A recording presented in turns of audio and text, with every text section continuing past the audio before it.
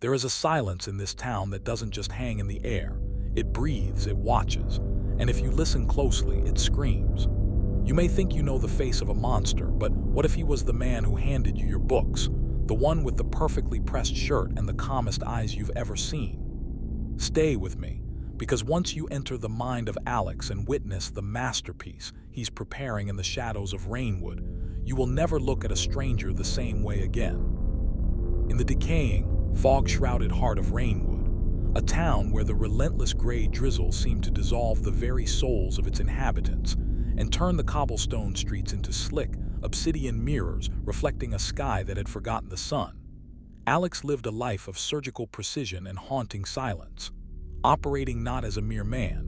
but as a ghost within the labyrinthine, dust-choked aisles of the municipal library, where he spent his nights meticulously restoring ancient,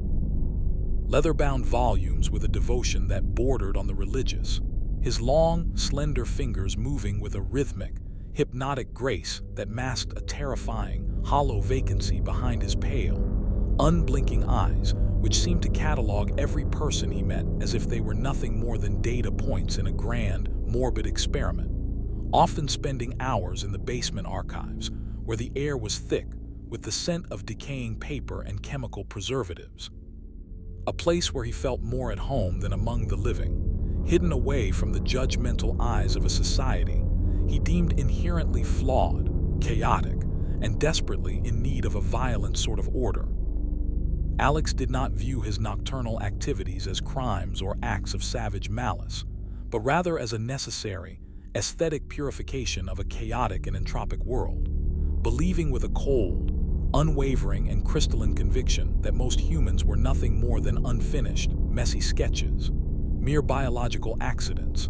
that required the definitive, permanent, and merciful stroke of a master's blade to achieve their true, static potential as objects of eternal beauty.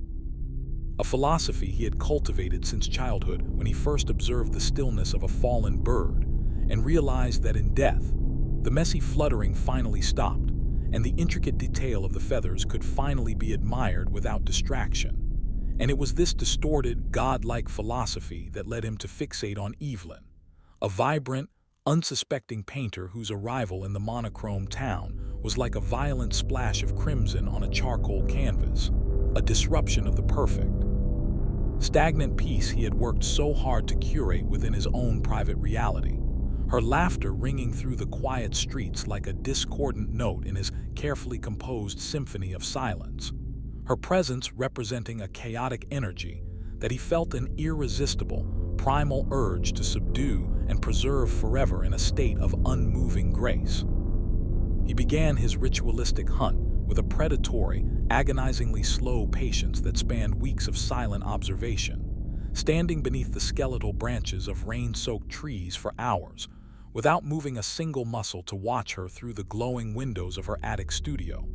documenting the intimate rhythm of her life in a leather-bound journal, the way she bit her lip in a moment of creative frustration, the specific, heavy mineral scent of her oil paints that wafted into the night air,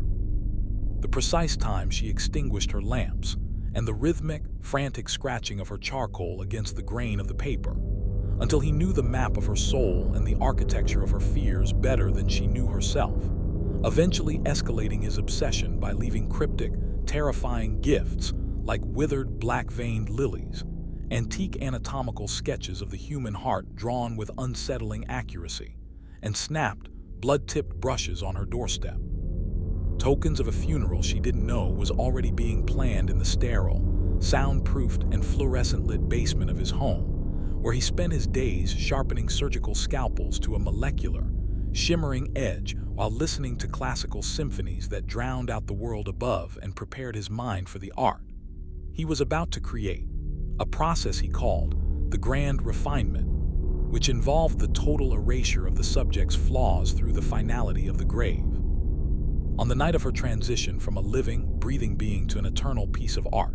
the sky over Rainwood turned a bruised, suffocating shade of purple as Alex slipped through her unlocked back door like a wisp of freezing smoke, his movements so fluid and practiced that he was standing directly behind her, his reflection caught for a fraction of a second in her vanity mirror as a pale, smiling specter that seemed to emerge from the very shadows of the room, before she could even register the sudden, unnatural drop in temperature or the faint, medicinal smell of formaldehyde and old parchment that clung to his clothes like a second skin. And as he silenced her final, desperate gasp with a gloved hand that felt like cold, unyielding marble, he whispered into her ear in a voice as soft as falling snow about the mercy of stillness, about how he was saving her from the indignity of aging, the cruelty of heartbreak, and the inevitable corruption of time.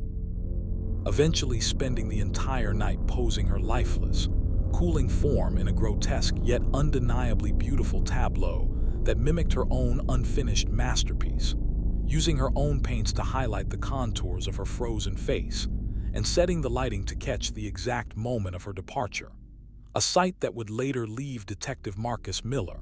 a man whose spirit had been hardened by decades of witnessing urban decay and human depravity, trembling with a primal, existential dread as he stood in that studio and realized he wasn't hunting a common criminal or a desperate thief,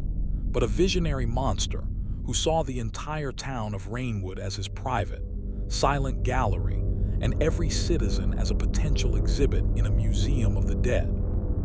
As Miller dug into the archives, haunted by the clinical, terrifying perfection of the crime scene and the lack of a single stray hair or fingerprint, he found himself drawn into an increasingly dangerous psychological chess match with Alex, who welcomed the detective's attention with a chilling, polite indifference, treating Miller's frequent, probing visits to the library as a series of intellectual critiques rather than interrogations, even offering him tea while they discussed the ethics of preservation and the fleeting nature of existence, all while Alex secretly and meticulously prepared his final, most ambitious installation involving Miller's own daughter, Clara, a plan born from a sudden, violent spark of repressed memory, involving his own mother's cold, beautiful corpse, which had been his first introduction to the purity of death. A memory that forced Alex to confront the flickering, painful remains of his own humanity, even as he descended further into his blood-soaked delusions of grandeur, leading to a climactic, rain-drenched confrontation in the flooded, claustrophobic bowels of the library, where the scent of rotting paper mingled with the metallic, sharp tang of fresh blood, ending not with a neat resolution or a trial, but with Alex's ghostly figure vanishing into the swollen, churning dark waters of the river after a terrifying game of hide-and-seek among the towering bookshelves, leaving behind a legacy of shadows, a drawer full of victims' hair tied with silk ribbons, and a town that would forever jump at the sound of a closing book or the sight of a perfectly pressed white shirt moving through the mist. A silent, heartbeat-stopping reminder that the collector was still out there, hiding in the blank spaces of the world, moving between cities under different names, meticulously selecting his next canvas, and waiting for his next piece of art to breathe its last breath before he immortalizes them in his endless, silent collection of the damned, ensuring that while the world moves on in its messy, loud, and imperfect way, his gallery of silent, frozen perfections continues to grow in the dark, forgotten corners of reality where the rain never stops falling, the screams are never heard, and the artist is always watching from the edge of the light, waiting for the perfect moment to make the world stand still. But the story didn't truly end at the riverbank. For months later, in a city hundreds of miles away, another detective found a book on a park bench, its pages restored with impossible precision,